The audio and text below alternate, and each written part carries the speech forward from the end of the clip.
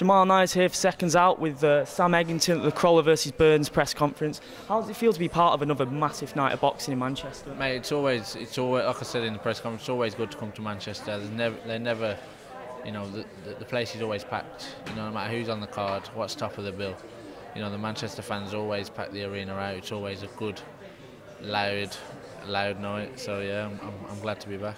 Do you feel like now that you're part of such a big event like this, you feel like you've had amazing fights this year with Paulie Malignaggi. The fight with Ricky Burns last year was amazing.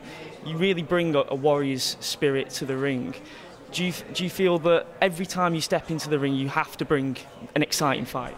Mate, honestly, someone asked me this last time. I mean, I don't try and pull anything out of the bag that I don't normally do. You know, I wouldn't try and, as bad as this sounds, I'm not trying to please anyone.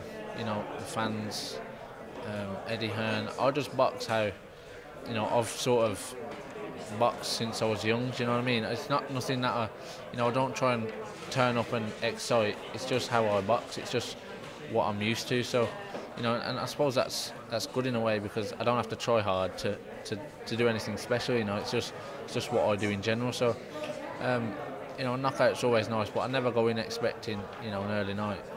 So when I do get a knockout, it's always a bonus. I mean, you are definitely a throwback fighter. You look like you enjoy it when it gets dark and gritty in there. Can you tell me, is that something you've always had from the beginning of your career? You've enjoyed a dogfight? Yeah, I mean, even as an amateur, I mean, I was never the best, you know, tip-tap. You know, I never got to any, you know, finals. I think I won a novice final.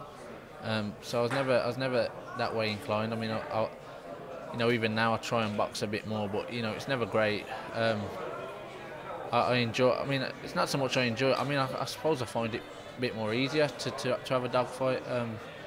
So, and I'm working on, you know, making it easier for me as I'm having a dogfight, a bit more cleverer, a bit more astute while I'm inside, and you know, so you know, things are pushing on, but. Yeah, I think it's just natural instinct, mate. Yeah. I mean, during the press conference, Eddie Hearn had a lot of praise for you, saying that you only had the intentions of being a journeyman in the sport. When was the point in your career where you decided, you know, I can take on people at a world level, I can maybe dominate on a world stage? I don't know, mate. Honestly, I mean, like I say, you know, we got offered the area title quite early, you know, which we won away from home, so. You know, I suppose you always have little thoughts about maybe where it was going, but I never want to excite myself about that. Even now, I mean, you know, we're talking about world titles and that, but I don't want to excite myself about things because I ain't got through my mandatory. It's all like Ricky Burns was saying, you know, your next fight is always a must-win. Otherwise, everything you fought for means nothing. Everything people are saying about you means nothing. So, you know, just concentrate on the next fight, but. You know, there was never a point where I thought, you know what, I'm gonna push on now and I want to win a world title. It was just, you know, just go with the punches. You know, every camp's just, you know, a hard camp, so I just kind of pushed along, and you know, it's ended up here. You fought Paulie Malignaggi early this year. Everyone seems to think you've retired him. He doesn't look like he's getting back in the ring. Was that a bittersweet thing? Because you guys have become friends since the fight. What was that like as an experience for you? I mean, you must have looked up to him growing up. I mean, fighting Paulie Malignaggi, I mean, like I keep telling everyone, the first 2 or 3 rounds, I think I didn't do much just because it was Paulie Malignaggi on the other side of the ring. It was quite... You were a bit starstruck. Yeah, it was a bit of a weird feeling, you know, especially when they were shouting the names out just before the fight, you know, the MC. And they was reading out what he'd done, you know, 2-weight world champion, fought him, and I was like, you know, it was a bit surreal, but like I say, after a few, we just got down to it, and you know, it ended the way it did. But yeah, I mean, Paulie Malignaggi's helped me out since. He's not bitter. He's helped me out for my fight after him, and he's always on the end of the phone. I mean, he talks to the coach quite often. Always talking over social media. I mean, yeah, he's a good bloke, and. You know, I think he might come back. Personally, I think McGregor will get beat, and then I think he'll win McGregor's next fight. Yeah. So, what's your opinion on that? Because Paulie's, I think personally, you know, Paulie's a great guy. I've spoke to him. He's a really nice guy, but I feel like on Twitter, he doesn't do himself any favours by answering the critics. Yeah. I totally understand as a fan why he's getting so wound up, because the people who he's speaking to really don't have a clue about combat sports. I mean, what's your opinion on that? Have you spoke to him about it? I ain't spoke to him about it, to be fair. I think he's a bit busy, but it's each to their own. I mean, I don't get back to anyone on social media, any arguments. I try not to get involved in any of it. But like I say, it's got to a point where it's irritated him. Yeah.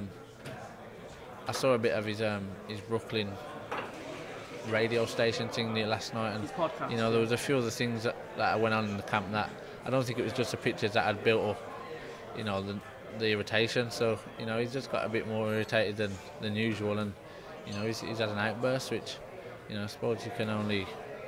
I think anyone would do, getting chips off like that, stupid pictures. I was just saying to someone else, the pictures ain't even like half and half. Malignaggi's not throwing a punch in any of the pictures. They've not so photographed anything landing on McGregor, have they? So you can sort of tell that it's a bit of a mind game trick, But I'd be annoyed as well.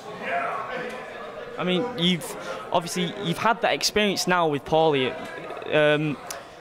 Would there be anyone now that you've had that experience of fighting one of your idols? Is there anyone out there that you would want to fight?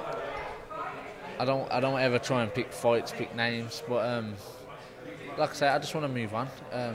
As long as it's a big name and it's going forward for me, after the mandatory, I won't look past him. But as long as it's going forward and it's a big name, I don't mind travelling.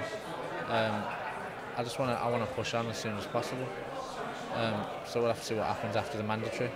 With what Crawler is doing in Manchester, he main events Manchester Arena. Near enough every time Matchroom comes over now. You're doing a similar thing in Birmingham. Do you feel like you're becoming an ambassador of the sport for the city of Birmingham?